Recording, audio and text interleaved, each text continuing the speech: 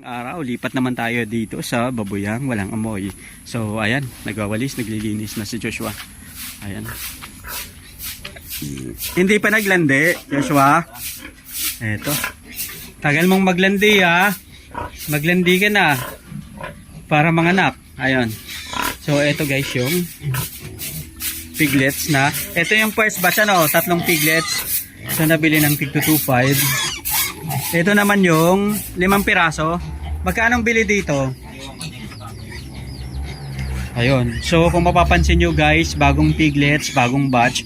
At ito, bagong ipa. Sorry, ipa. Ayan. So ito usually yung concept ng mga babuyang walang amoy na ginagawa normally ng ating mga katropa. Katulad rin dito. Ayan. May wallowing pool. Swallowing pool para at least makapaglangoy-langoy, ma-relax. Ngayon kasi medyo malamig kaya hindi nilagyan ng tubig. Pero kung mainit katulad ng tanghali, so pwede silang lagyan. Minsan kasi kahit bata, pwede na rin sanayan sa matubig. Pero normally, usually, yung mga katropa, nag-aano sila, talagang super liniliguan nila yung mga piglets after 1 month ng panganganak o kung minsan 45 days na. Para at least medyo malaki-laki na yung mga piglets. So, ito kahit medyo malaki na itong mga piglets na to, talagang lamigin pa rin ito.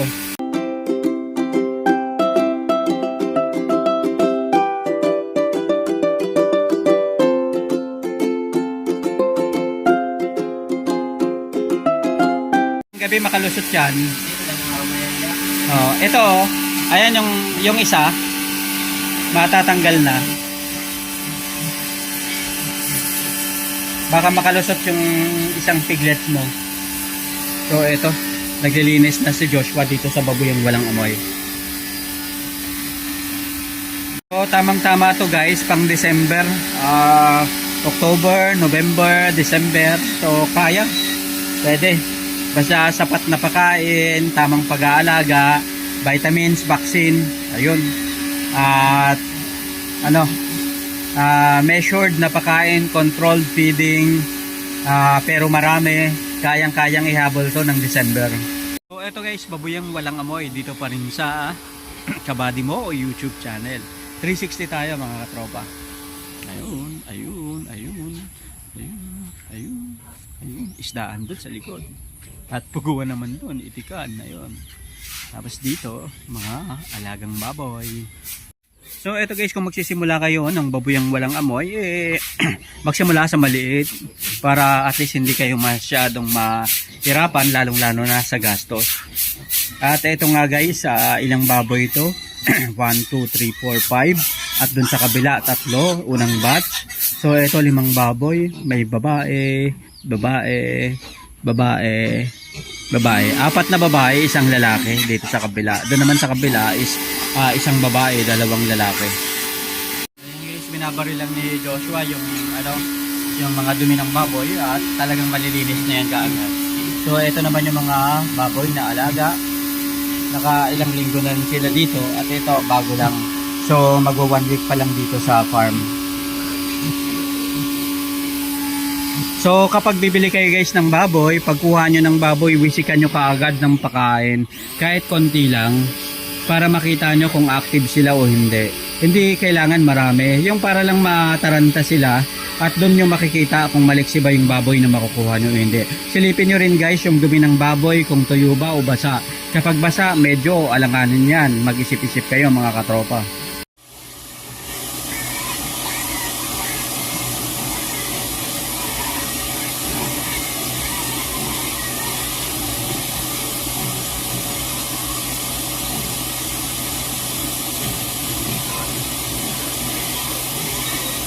Guys, oras na ng pagkain dito sa mga piglets na to. Ayan.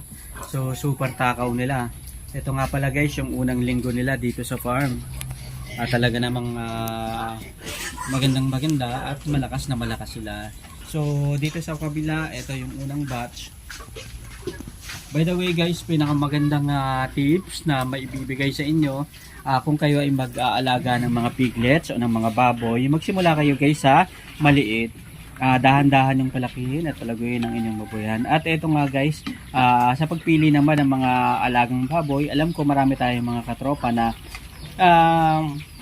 halos karamihan backyard. So kahit backyard ka, tiyakin mo na yung mga baboy na makukuha mo yung mga baboy na malalakas, masisigla at malulusog. So ano ba yung tips na pwedeng ibigay sa mga katropa kapag bibili tayo ng mga baboy o ng mga piglets?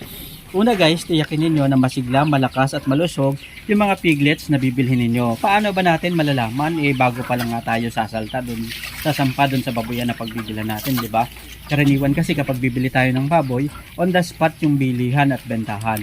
So tingnan natin, una, maganda ba yung dumi ng ating mga baboy na bibilhin? Kung kailangan tuyo, wag basa. Kasi kapag basa, ibig sabihin problema yan. Maaaring magkasakit yung baboy na makukuha natin. Ikalawa, piliin natin yung masigla. Magwisik tayo ng konting pangbuhog at tiyakin natin na yung mga baboy is very active.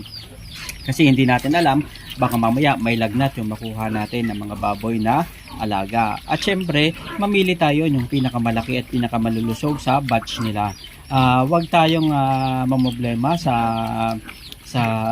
ano ng presyo, basta ang isipin natin is magandang klase yung baboy na makukuha natin. Kasi usually hindi naman nagkakalayo rin yung price ng masyadong malalaking baboy at yung medyo maliliit na baboy, lalong lalo na kung bultuhan guys yung bibili natin.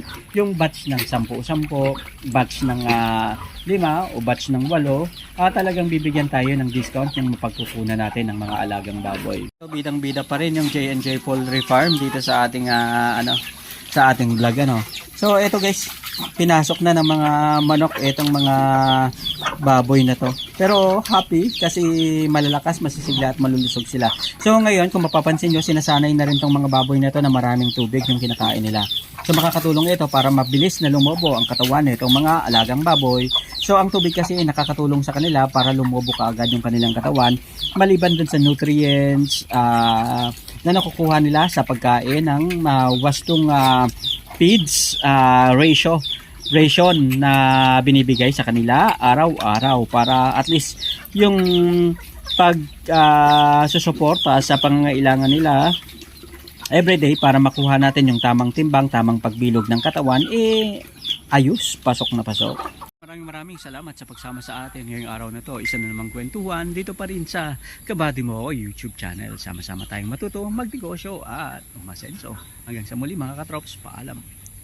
Kaya naman nakisausaw na yung mga manok dito sa mga baboy na to.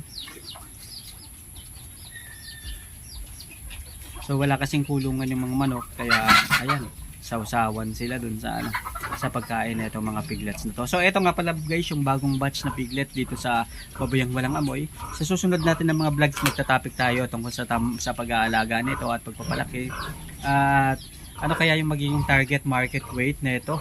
At magkano kaya ang presyuhan pagdating ng December? Sana naman, 'di ba? Para yung mga katropa natin nagsasana all pagdating ng December. So usually mga December, early January yung bentahan ng mga alagang hayop kung ganitong panahon ka mag-aalaga ng baboy. So pasok na pasok pa ba yon? Yes, pasok na pasok pa. Pero tingnan natin, minsan kasi depende sa magiging dikta ng panahon at ng pagkakataon kung magkano talaga ang final na presyohan ng baboy pagdating ng January at saka December.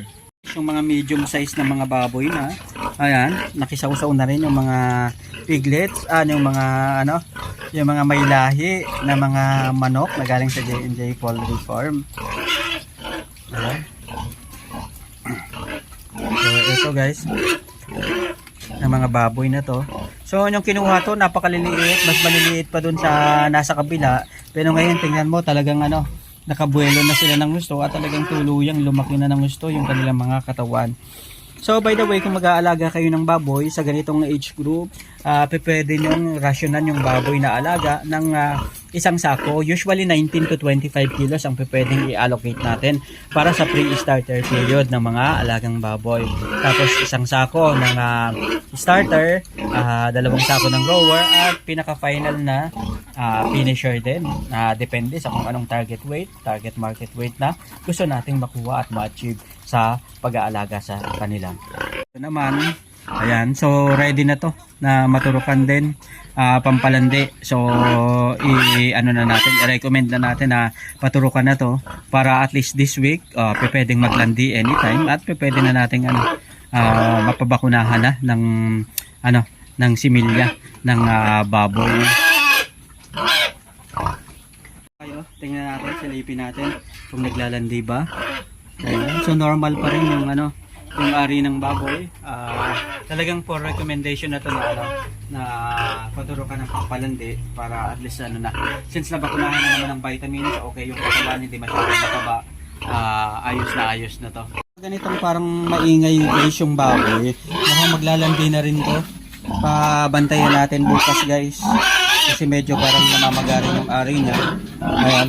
So anuhin natin bukas kung anong itsura ng nito, ng ari nitong baboy na to. Ayun, ipamonitor natin kay Joshua para just in case baka kaya patuturo ka na lang kung maglalandi